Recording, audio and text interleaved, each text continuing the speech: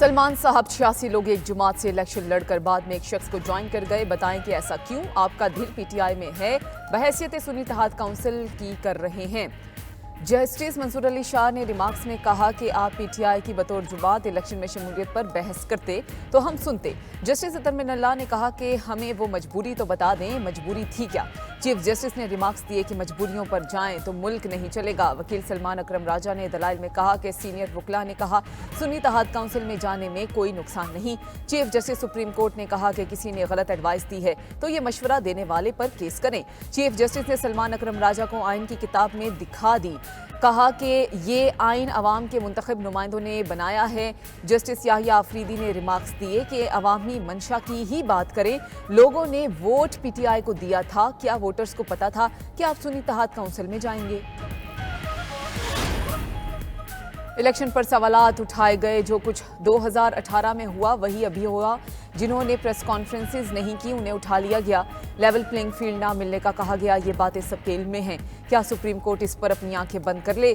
दौरान समाअत जस्टिस अतर मिनल्लाह के remarks. Justice Jamal Khan Mandokhail ने कहा कि जिसको लेवल प्लेइंग फील्ड नहीं मिली वो हमारे सामने आए ही नहीं। चीफ जस्टिस ने कहा कि जब जरूरत होती है हमारे पास आते हैं। क्या पीटीआई को हमने कहा कि इंट्रा पार्टी इलेक्शन ना करवाएं? आधी बात ना करें। वो वक्त भी याद रखें जब इंतखाबात की तारीख हमने दी थी। बानी तहरीक इंसाफ बतौर वज़ीर आज़म भी इलेक्शन कमीशन पर असरअंदाज हो रहे थे।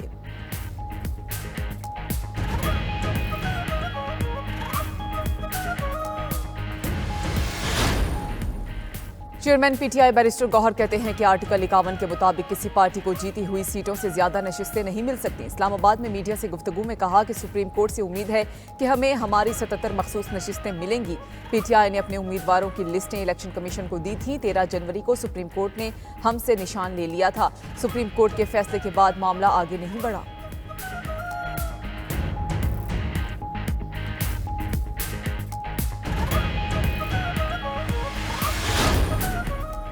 इलेक्शन कमीशन का इस्लामाबाद के 3 हलकों के लिए ट्रिब्यूनल की तब्दीली का फैसला मुअत्तल। इस्लामाबाद हाई कोर्ट के चीफ जस्टिस आमिर फारूक ने फैसला सुना दिया। इलेक्शन कमीशन का फैसला मुअत्तल होने के बाद जस्टिस तारिक महमूद जहांगीरी पर मुश्तमिल ट्रिब्यूनल बहाल हो गया।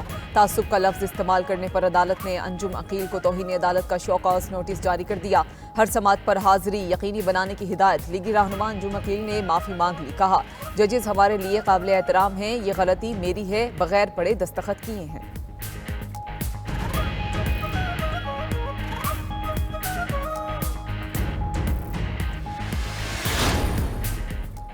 बानी पीटीआई की नाअहली के खिलाफ अपील की जल्द समाअत के लिए सुप्रीम कोर्ट में दरखास्त दायर कर दी गई। दरखास्त बानी पीटीआई के वकील अली जफर की जानिब से दायर की गई। दरखास्त में मौक़िफ़ इख्तियार किया गया कि इलेक्शन कमीशन के अहकामात के खिलाफ इस्लामाबाद और लाहौर हाई कोर्ट में मुकदमात ज़ेर इल्तवा हैं। सुप्रीम कोर्ट में ज़ेर इल्तवा केस की वजह से हाई कोर्ट्स में कार्रवाई आगे नहीं बढ़ पा रही। इन मुकदमात की वजह से दरखास्त गुजार बानी पीटीआई मेंबर असम्बली मुंतखब नहीं हो पा रहे।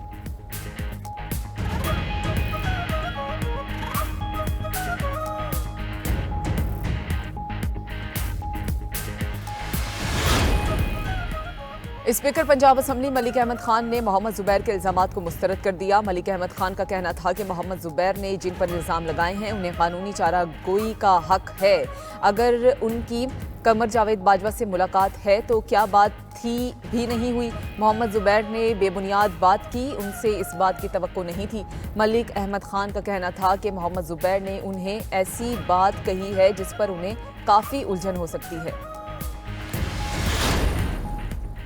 तख्ते लाहौर से हमारी जान कब छूटेगी? पीपल्स पार्टी के रुकने कौमी असम्बली अब्दुल कादिर गिलानी के हुकूमत से गिले शिकवे। कहा कि पीटीआई दौर में जनूबी पंजाब में सेक्रेटेरिएट बनाया गया, मुस्लिम लीग नून की हुकूमत ने ख़त्म कर दिया। आज हमें काम के लिए लाहौर जाना पड़ता है। लाहौर के बराबर बजट देने और जनूबी पंजाब सेक्रेटेरिएट बहाल करने का मुतालबा। कहा कि हुकूमत सराइकी सूबा बनाए और क्रेडिट ले ले। मैं सराइकी सूबे का बिल पेश करूंगा, जो मुखालफत करेगा उसको जगह नहीं मिलेगी।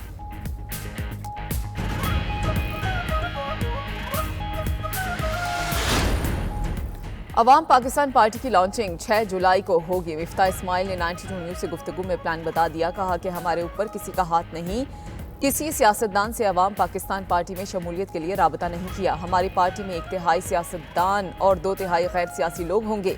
किसी के साथ डील नहीं करेंगे। अवाम ने मौका दिया तो असम्बलियों में जाएंगे। मिफ्ता इस्माइल ने बजट को गुर्बत में इजाफे का बजट करार दे दिया।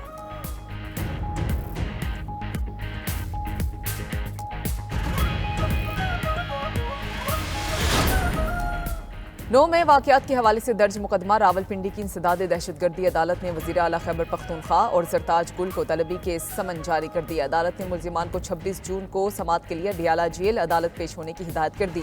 इंसदाद दहशतगर्दी अदालत रावलपिंडी के जज मलिक एजाज आसिफ ने केस की समात की। मुल्जिमान को थाना कैंट में दर्ज मुकदमात में तलबी का समन जारी कर दिया गया।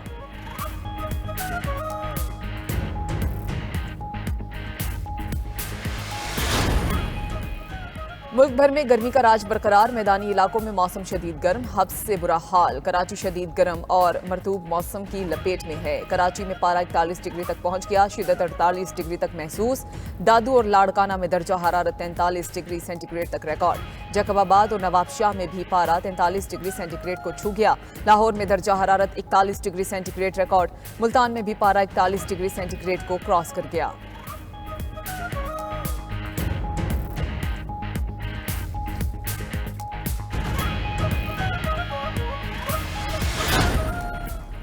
मुल्क में क्वालिटी डोमेस्टिक क्रिकेट के फरोग के लिए प्लान मंजूर। चेयरमैन पीसीबी की ज़ेर सदारत इजलास में तीनों फॉर्मेट के टूर्नामेंट्स कराने का फैसला। मोहसिन नकवी ने कहा, क्लब लेवल से नेशनल लेवल तक तसलसल के साथ टूर्नामेंट्स कराए जाएंगे। कारकर्दगी और फिटनेस और मेरिट पर पूरा उतरने वाले खिलाड़ियों को आगे लाया जाएगा। खिलाड़ियों को कौमी टीम में शमूलियत के लिए डोमेस्टिक क्रिकेट खेलना होगी। इजलास में भारत, ऑस्ट्रेलिया, इंग्लैंड और न्यूजीलैंड के डोमेस्टिक क्रिकेट स्ट्रक्चर का भी जायजा लिया गया।